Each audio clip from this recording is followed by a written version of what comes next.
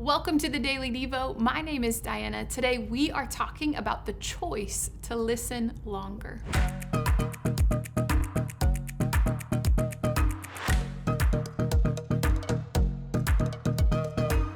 We all have choices about how we show up in our relationships. Today, we're looking at our choice to listen.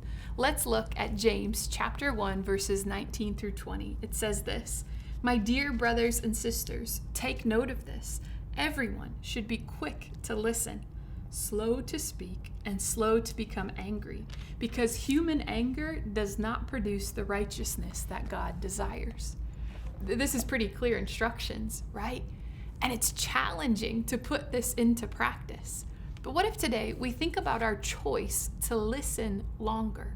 To be quick to listen and slow to speak. That's what today's verse said.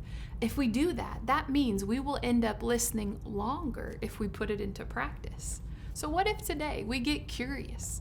You know that kid's cartoon, Curious George? It's about this little monkey with a yellow shirt who lives in the city, I think like New York or something, and that particular cartoon character is curious about everything around him. He notices it, he learns about it, he explores it. He's so curious and it motivates his actions.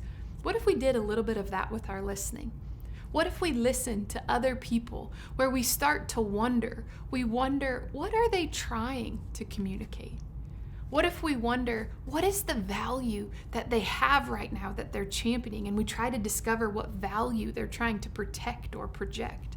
I wonder if maybe we start wondering, what are they hoping that I would hear and understand?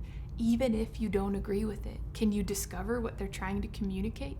You know, here's the thing. I wonder if we start listening longer in conversations today, if that will help us become slower to become angry.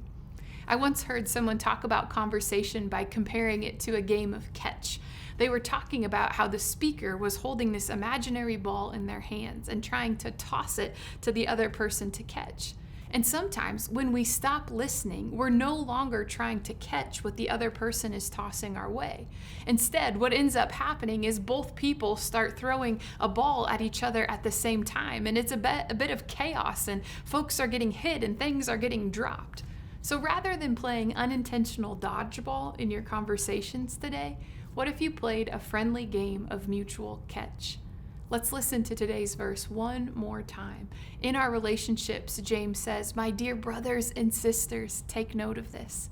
Everyone should be quick to listen and slow to speak and slow to become angry, because human anger does not produce the righteousness that God desires." Ponder these things and we'll see you next time.